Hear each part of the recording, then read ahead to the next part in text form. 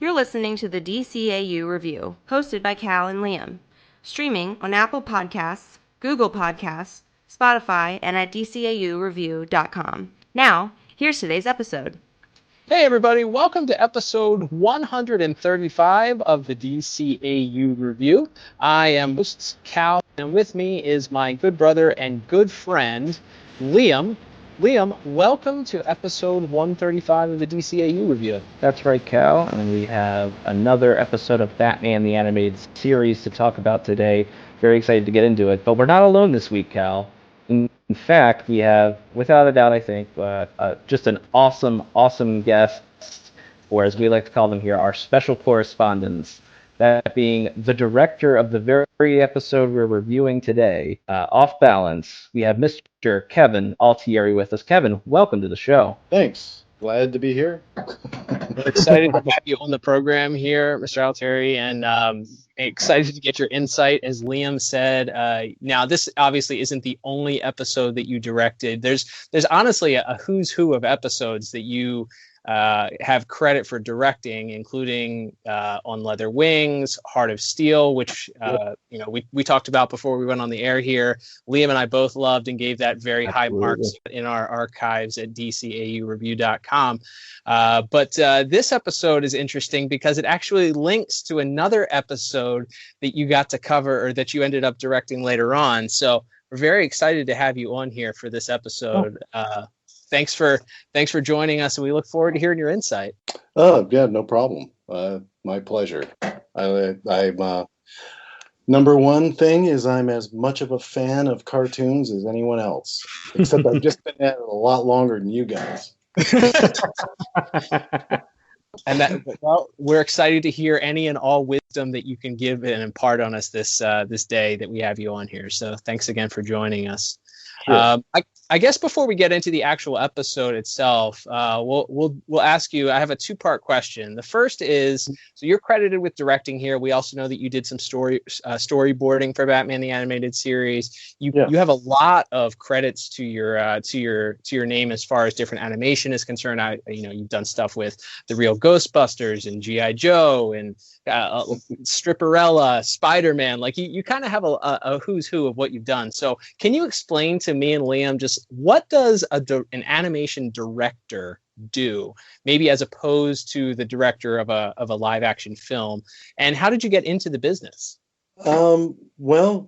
I mean, I'll talk about me as a director. Sure. And actually I can talk a little bit about how I got into the business. Like I got into the business, I was doing storyboards and like set design and prop design for a live action movie in the 80s for all like movies like Robot Jocks and Megaforce and The Stuff and just like a lot of special effects movies, Charlie Band movies and things like that. And I worked with the Kyoto brothers, and so I would design, and with Dave Allen, stop motion effects. So I did a lot of, that's kind of like where I was first getting into movies. And then from there, I got into animation at DCAU. And the thing about me getting into animation is I'm like, from when I was a little kid, I was a huge, not only was I like a fan of like, what would you, like the Hanna-Barbera cartoons like Space Ghost and Johnny Quest.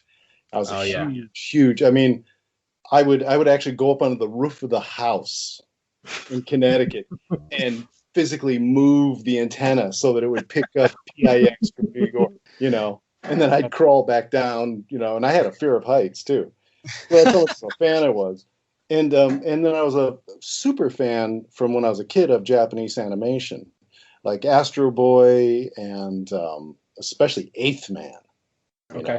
Those cartoons. So I was really familiar with, I was a big fan of Japanese animation. Mm-hmm. And when DCAU came into Los Angeles, I watched Inspector Gadget, and I saw that they were working with Japanese animation studios. Mm-hmm.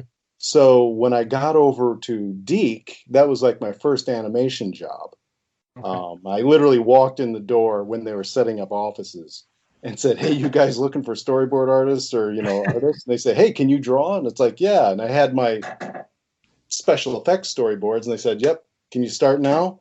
I said, "Can I go home and take a shower first?" So, and that's how I got into it. But without knowing it, I was a huge Miyazaki fan because I would buy like the film books of, at that time, he hadn't done Nausicaa yet, I don't think. But I had no knowledge of Nausicaa. But I was a big fan of Lupin the Third.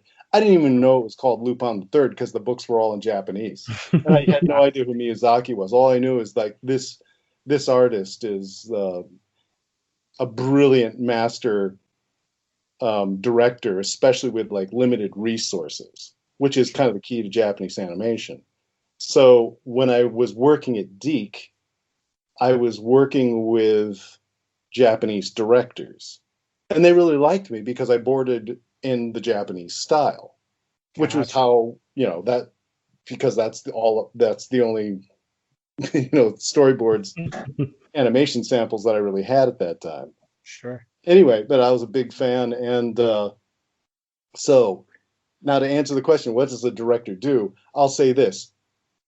Dan Reba, all of us, Brad Rader, all of us that started, Mike Gogan too, all of us that started at DCAU, we all learned, we were doing storyboards and we were working with very good studios in Japan. So we learned to direct in the Japanese style. And generally, a Japanese director is the guy who, even if he doesn't do all of the storyboards, he does a lot of the storyboards. And that's kind of where the director starts. Gotcha. And the director of animation, and there'll be a lot of, like back there in the 80s especially, there were a lot of people at Disney and places getting credit as director, where all they're doing is sheet timing, which is another part of the business. That is another, but it's like the union called them timing directors. They would shorten it to, "I'm a director." And they would get director credit right up front, Gotcha. So the credit is director. But for me, a director is, you take the script, and then you're the person that takes the script, you interpret it into visual style, and you make all those choices. You work with a crew, and that's another misconception. Like you'll see, and I won't name names, but you'll see, like a name on a cartoon, so-and-so's blah, blah, blah. And it's like, well, it's like, no, it's not one guy. There's like a huge crew. There is like a lot of people behind that person. And so the animation director kind of, if you were a painter, the layout, the storyboard artists, the designers, the character designers, the background designers, the script, those are all part of your palette that you're going to make your painting with. So you have to have a clear understanding of every step of the way. And one of the great things about working at DCAU is that there was so much that had to be done so fast on the Saturday, because we were cranking out like a Saturday morning cartoon a week. Wow. Yeah. There's ways to do it, but it wasn't the miracle that it sounds like. It was actually a very tried and true method that they did. And the thing is, if you're the director, especially at a place like DCAU, you have to dive in. When there isn't enough character designs or the character design isn't getting done, you jump in and you do it. If the layouts come in looking like crap, you got to jump in and bring it up to snuff, unless you don't care. You just come up with somebody who doesn't care about their work. I'm just going to say that, because a lot of these episodes that you directed are some of the best from the entire series. So, your work and whatever part that you ended up playing, albeit, whether it was all of it or none of it, these episodes are great. So, it's clear that you care about your work and the quality of the work. No doubt. Well, I have I am cursed in that. You see, the problem is like it's a curse and it's a blessing at the same time. It's like Batman. Yeah, It's a curse blessing. it's, well, it's, You heard it's just that You heard it here first, folks. Kevin Altieri, actually Batman. No thanks. No, it's like the thing is like I actually care about the characters. Well, that's very, very cool. Thanks for the education for us and for anybody who's listening about what the role that you played as director of this episode did. Yeah, absolutely. And one follow-up question we had, and seeing that we are talking about Batman the Animated Series today, just out of curiosity, what was your sort of first exposure to the Batman character? Were you a fan of the comics as a kid, or was it the Adam West show, or kind of what was your first exposure to the character? I remember, like I was born, my family's from Maine, like the Irish, Scottish, half of the family is from Maine, and the Italian half is from Connecticut, and that's where I grew up, was in Connecticut. But we would make long trips. Back then, it'd be like an 8-hour car trip to go up. My family's from like Stephen King country. It's not. Okay. It's not from Maine, where it's all, it's like out in the middle of nowhere, way out there, way up in the backwoods. Places like where Jerusalem's lot are. Anyway. No offense to people in Maine. It's like I love Maine. Anyway, sure. But we would do these big long car trips, and I remember we would my mom and dad, like, we stopped at like a Howard Johnson's or something for breakfast, and they bought me this book to read on the trip, and it was it was a little paperback book, and it was like Batman, starting with the Bill Finger, Bob Kane origin story. Wow. And and then had Jerry Robinson's and Dick Sprang's in it, and it was all black and white. But that was like my introduction to Batman. And from then on, I would buy the Batman comics, but of course, I was also really, really into the Adam West show when it came on. That was the right age. I was like, I think I was 6 or 7 when it came on. It was perfect. It was wacky and goofy, but I loved it. Absolutely. The only complaint I had was when Kato showed up and Burt Ward and Bruce Lee are pacing off, and I'm like, no. That was he had just taken his head off. No, Burt Ward couldn't take Kato. Nothing against Burt. He's a great guy, and you know what? He was a true martial artist. He was a judo guy. But he's no Bruce Lee, though. We know he's that. Not. No. Well, that's awesome. Well, as we already mentioned, we are discussing today Off Balance, which is another episode that you directed. And I'm excited to get into talking about this with you today. So before we get into the actual review, where we'll give our scores and our breakdown of the actual episode itself, and Kevin, you've been nice enough to since you're our special correspondent this week, you're going to chime in with your own personal scores for our categories, which we'll go over in just a minute. But before we do, we always like to intro the episode with the IMDb synopsis. Usually because sometimes they're really good and sometimes they're really bad because they're fan sourced. They're like anybody can write them. Yeah, no, IMDb's idea of who I am is like crazy. It really, really is. When we're looking up, I mean, it's a terrible website. You can't even get most of the information that you need about somebody on there. So I totally agree. But nonetheless, we're going to have Liam read the IMDb synopsis for this week's episode in his best announcer voice. Liam? Go for it. All right. And this is for the episode Off Balance, which was written by Len Wein, directed by Kevin Altieri, with music by Mark Koval and Michael McQuistion, and animation by Sunrise. And that synopsis reads as such. Batman teams up with the mysterious Talia to retrieve a prototype weapon from the supervillain Vertigo. All right, that's a pretty good one. Yeah, that's kind of it. Yeah. I mean, yeah, I think we can just go to talk about the episode here. Let's wrap it up. That's pretty nicely. It's a very meat and potatoes version. Before you guys get into it, I'll say that this was when I first started on Batman. One of the things was the caveats that I had to take the job was I asked Bruce and Eric and Alan Burnett, that when Ra's al Ghul shows up, I'm doing Ra's al Ghul. Wow. Nice. That was So that was this actually a question I was going to ask you. Yeah, this was actually the very first time, because going back to getting into Batman, when I really got into Batman was when Neil Adams took over. For sure.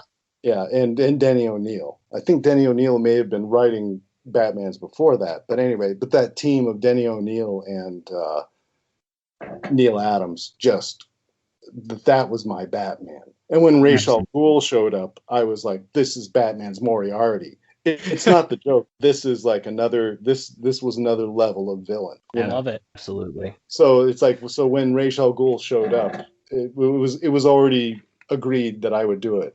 I was supposed to be doing Day of the Samurai, but they gave me this one because all of a sudden they realized, oh, it's Ra's al Ghul's here now.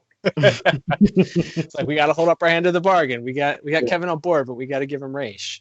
Well, as Kevin has so already alluded to, this is sort of the introduction here. Now, of course, it's just a sprinkling of Ra's in this episode. The meat and potatoes of the episode of itself is we open up in Gotham, and Batman is speaking to a kind of an informant standing on top of what looks to be like the Statue of Liberty. An hour I've been waiting. I don't know what Nico wanted to meet here for anyway. He didn't, Twitch. I did. You tricked me. What do you want? Information on the Society of Shadows. Word is they've started operating here. Tell me all about them. Hey, there ain't that much to tell. I mean, I only worked for them, okay? Not with them. It'll have to do. Now talk. So that's where my first question comes in, Kevin. Now, there's been sort of allusions as to where Gotham City is or was, but this looks like it pretty much confirms that we're in New York City based on this being... No, it's Gotham City. But obviously, you see, Batman, it's modern, but it's a different Earth. There you go. This is like, it's like, this is where there are still prop-driven aircraft and all that. There you go. So it's Gotham. In my mind, I always thought that like the Dark Deco City is on Manhattan Island in another reality. Okay. There you go. So they never go to New York. I don't think we ever talk about New York or California. No, there's one illusion. There's one scene in one of the episodes, I think it's in Joker's Favor, where somebody has a license that says Gotham City, New York, or something like that on the license. But that was could have been a creative decision or storyboard decision. Yeah, you heard it right here. He's in prison and he's making license plates. No, it's the Dark Deco State.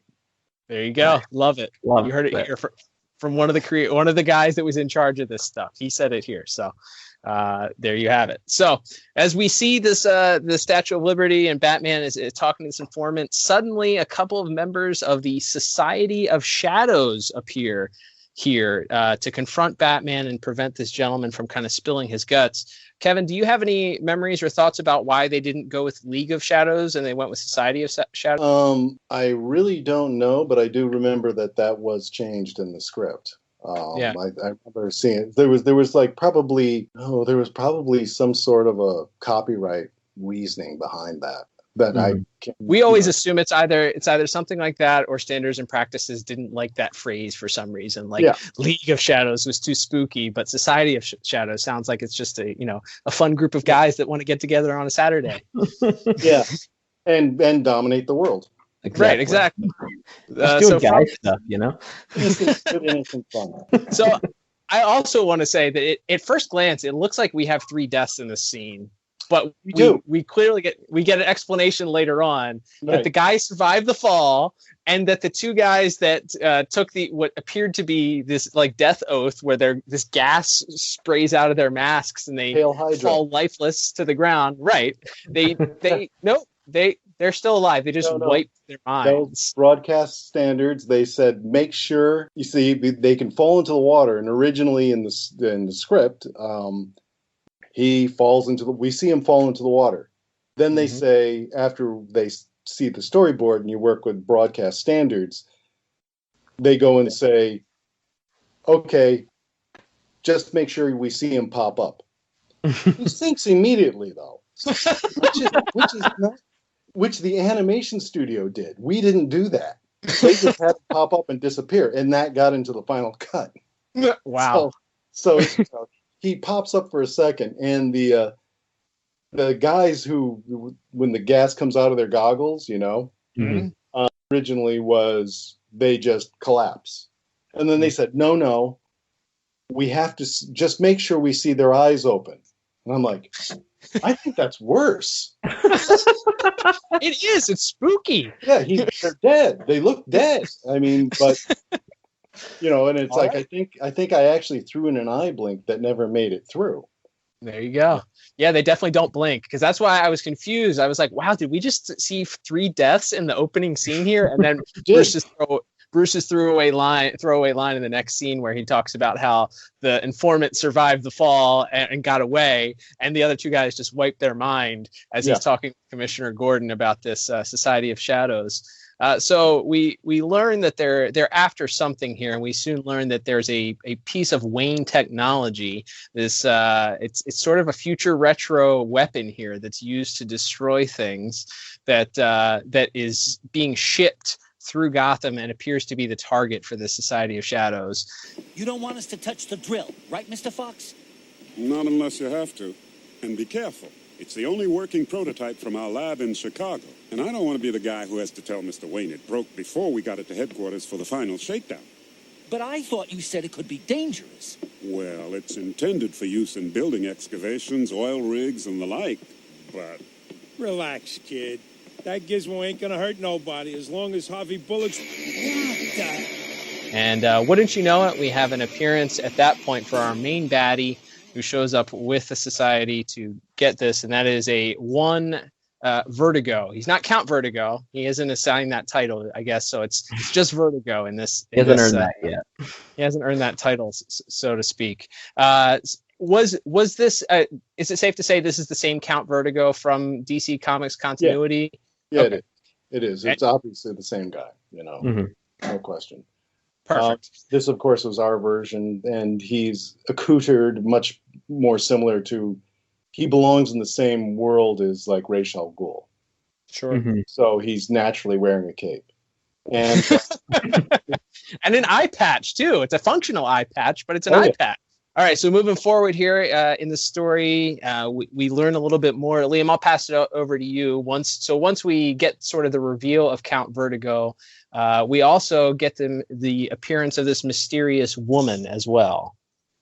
Yeah, we get the introduction here of Talia. Of course, we find out later is the daughter of Ra's al Ghul, and certainly in the comics and later on in this series will be sort of one of the only like consistent, other than I guess Catwoman, one of the only consistent love interests that Batman has across the series. Like maybe occasionally we see him at a Bruce Wayne at a party with a girl or something, but we never got like a Vicky Vale on this show, which I think is fine. But for lack of a better term, I do think that it introduces a unique element from a story perspective, because you have a woman who, of course, later on develops this romantic relationship, but is also just physically and mentally a match for Batman in a way that not many of his other foes are. And when you add in the fact that they begin to develop these feelings for each other, I think that really that character adds such an interesting dynamic to the show.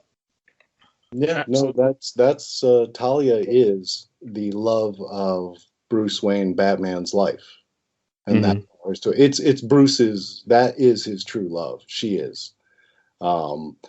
I know things have been reinvented, but it's like that's the only kid he's ever had is with right. And he says so later on in Avatar. He says the only thing we have ever, your father and I have ever agreed on is our love for you. There you go. He doesn't say that to Selena Kyle. He doesn't say it to him, but he does say it to her. Sorry, Catwoman shippers. You heard it here from the man himself. love Talia is the lady of his life. There you go. Absolutely.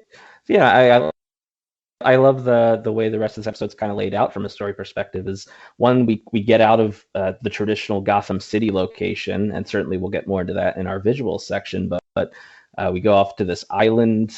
We get to see sort of Batman first in a forest fighting off these Society of Shadows thugs with Talia, and then sort of avoiding all these death traps as they go through this castle. It's a very unique environment where we finally sort of set up this final confrontation.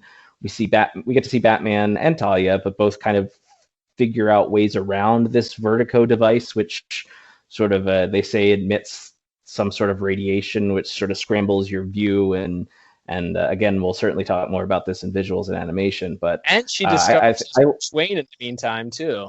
Oh yes, that's another little small notice. She just very casually takes his mask off to treat some of his wounds after he's knocked unconscious. So again, just putting her on a completely different playing field than really any other foe, and certainly any other love interests that we've seen to this point. Filthy creature. I've been called worse. What happened to my mask? What have you done with it? Easier to clean your wounds this way. Then you know that I'm... Hush. Who knows what other ears may be listening? Just who are you? What are you doing here? My name is Talia, and I too have business with the Society of Shadows. What kind of business? Personal business, such as I imagine yours must be. Point taken. It's a simple enough lock. I can get it open with my belt. How unfortunate. I appreciate the sympathy, but what we need right now is a lockpick. I know.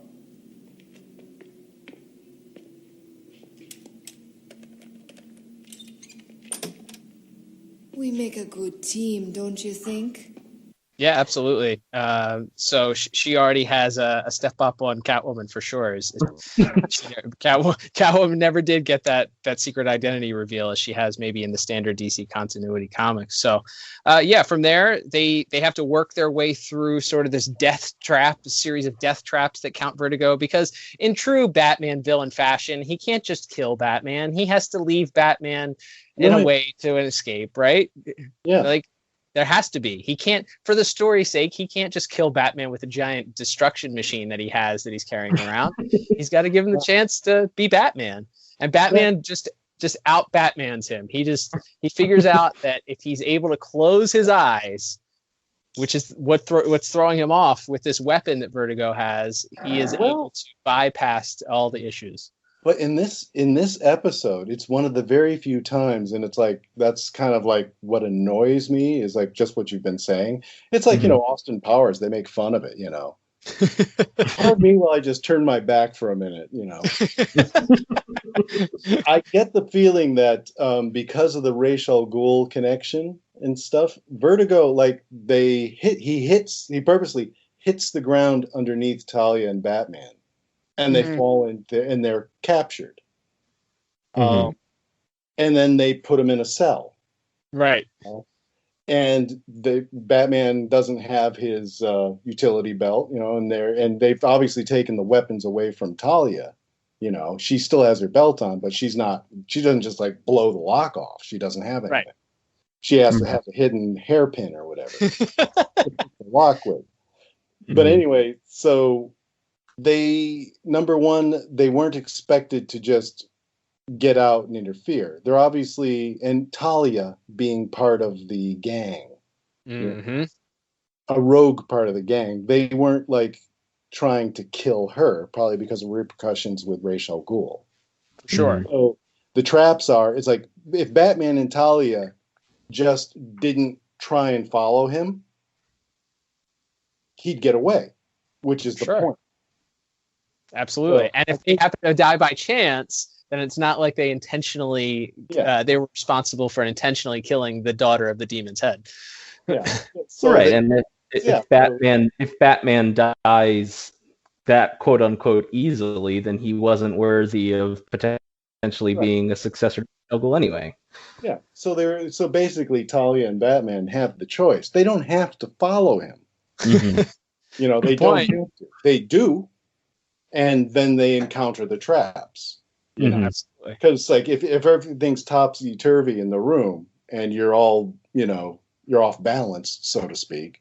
You wouldn't, you logically, a normal person would go, I'm just going to sit down for a minute and I don't trust anything, and then it'd probably turn off after a while and they've all gotten away. There you go. Well, thankfully, Batman realizes closing your eyes helps him a lot, and I love Talia's reaction in response to that. As she thought, "What do you mean you closed your eyes? Are you crazy?" Yeah.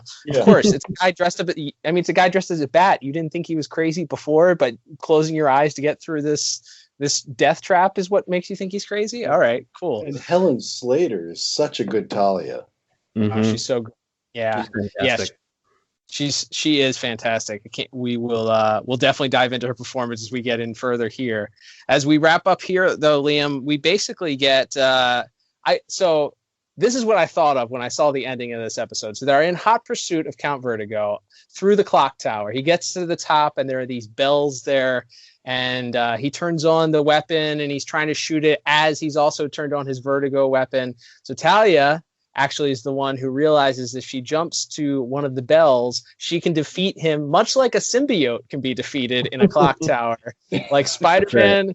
Like Spider-Man defeated the black suit symbiote. She jumps on the bell. They stole it from this episode. That's right. Venom wasn't around yet, was he? Probably would have been a couple of years before this, if I had to guess. I think Secret Wars was a couple of years before, but that's neither here nor there.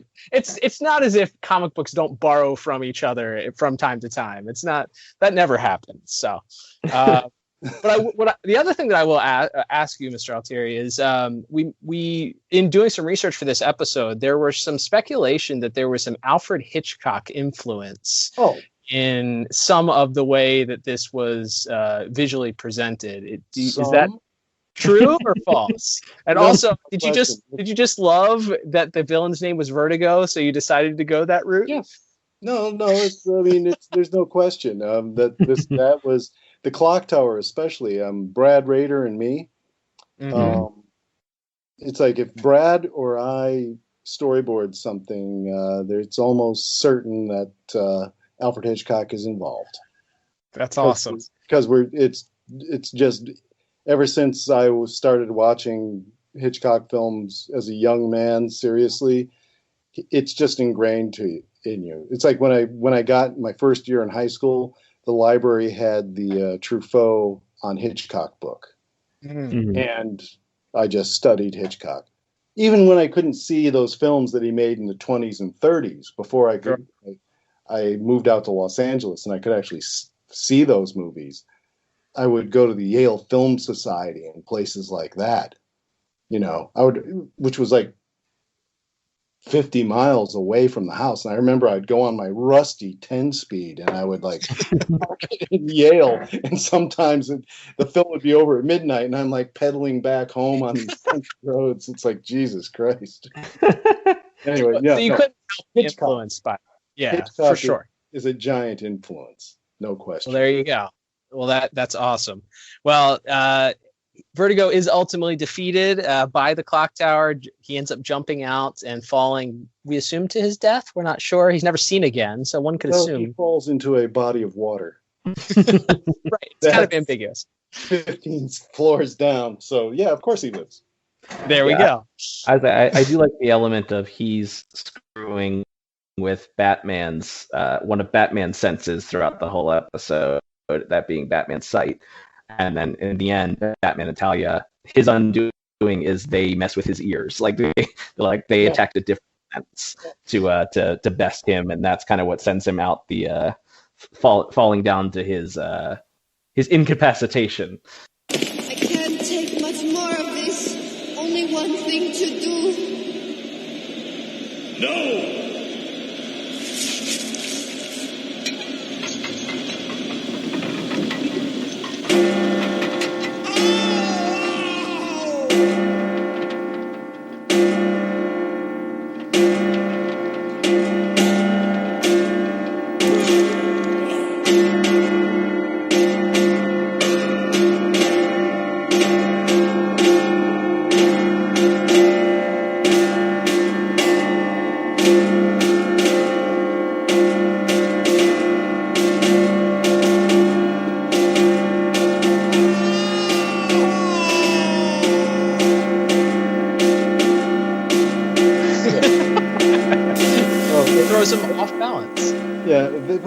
it's a Len kind of wrote. It's a classic Batman ending. It's like one of those Dick Sprang. Even if you remember the Batman TV show with Adam West, it's like, it's like Catwoman's on top of like the bat. What the hell that was, the reactor, and she falls in. It's like, Catwoman, of course she comes back, right? It's like, or the Riddler is like, he escapes down into this hole, and then all of a sudden the bomb goes off, boom. Do you think he got away? I don't know. Only time will tell, old right. So it's like one of those endings. Like, do you think he's dead? I don't know. Yeah, time will tell. Count Vertigo may be back. How did you? It's like the Red Hood. How did you survive? Well, I fell into this vat of goo and I came out as the Joker. One that you wouldn't necessarily predict.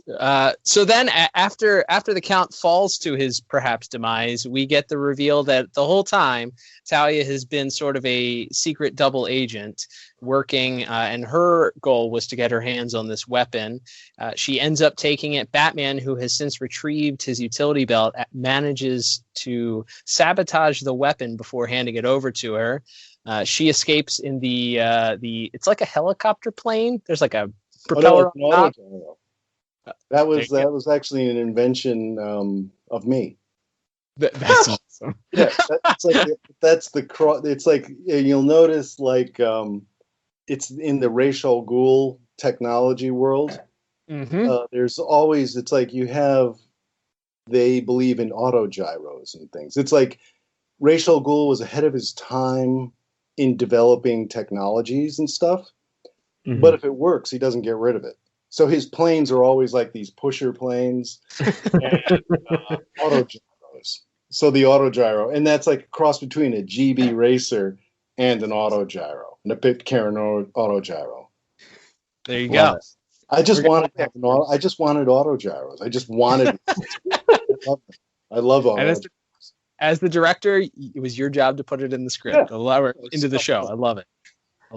So she escapes on the autogyro, and she at that point radios her, who is revealed to be her father. He is unnamed, but we of course know that this is Ra's al Ghul, and she attempts to use the weapon only to find out that Batman bested her, and this seems to impress Ra's.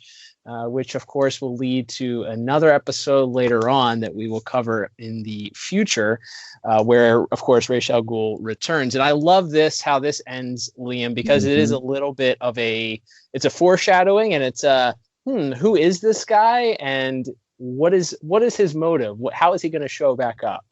But Batman, he sabotaged it somehow. So even in defeat, the detective manages to achieve some small measure of victory. As you said, Detective, this is not. I'd say it's very much like the end of the first Avengers movie, where we just see Thanos kind of look into the camera at the end and let you know, like, something big's coming. Like this, if this were in a modern superhero tale, this would be the mid-credit scene or whatever. And I love that as a taste of, like, this was a big adventure for Batman and he won, but there's a lot more bigger stuff coming down the pipe from this guy. And I think that's how it felt to me. Absolutely. So I guess it's time, now that we've kind of gone through the plot here, to talk, and we've talked about some of our favorite parts here. I love the plot of this. So it's funny. I remember watching this as a child and thinking, like, I don't know if it was mentally, like, for some reason ingrained in my head, I feel mentally sick when I think about this episode, just because of the dizziness of a lot of it.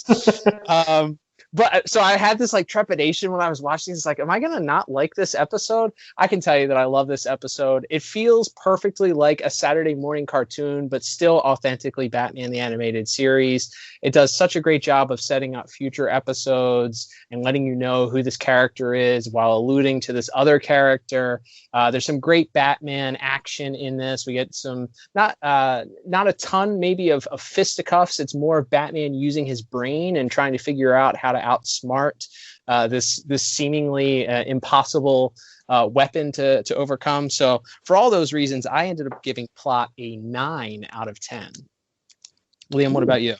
I actually, and this is a recurring theme on our show, me and Cal often have very similar scores, and in fact, we have the same as another 9 out of 10. Mr. Altieri, what would your score be for the plot of this episode? For the plot,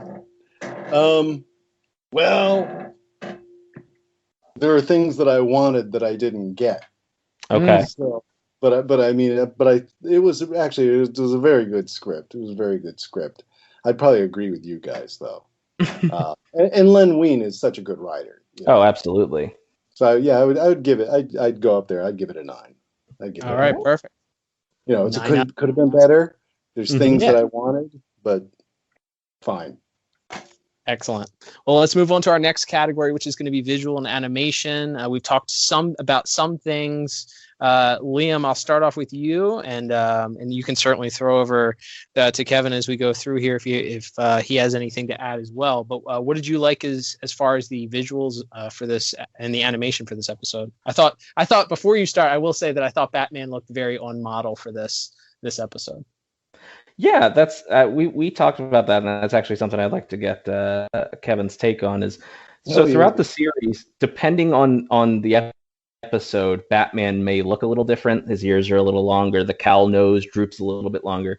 Is that more due to depending on who was the storyboard artist or director, or is that more on the animation studio? It's in this case, this is the animation studio. Okay. Because Sunrise is. We got involved with Sunrise. Again, I was a huge fan of Japanese animation. And I don't know if you know the work of Yasuhiko Yoshikazu. He did Crusher Joe and things like that, Arion, Sunrise Films, and Dirty Pair. He worked on Dirty Pair. Those are all Sunrise productions. The animation here goes through Sunrise. Sunrise, we didn't get that studio. We got Jade in China, who was like a satellite studio of Sunrise. And now, having said that, that Batman, I think, is each studio plays to the strengths of their assets. And I think this was Jade's very first action adventure show. They really wanted the job, obviously, and they actually visited the studio, which I don't think they were supposed to do. But they were visiting Los Angeles, and they came to Warner Brothers and were walking around, and it's like, and then that's when I found out, and I said, oh, and they're trying really hard. They're trying this was about their 3rd or 4th episode, I think, that they did of Batman. So he started to get on model. More so. So this episode actually was more solid than many of the other shows that they did. But again, I'm calling in the special effects in this one. We're calling for multiplane effects, and and this was back in the early 90s. So what we're asking for in the storyboards and what I'm asking for in layout is a lot of things that Sunrise can do, the Japanese studio certainly could do. Jade, if you ever go and visit, like back then, it's like basically it's like a camera over a platen with, paper on it, and just animation cells.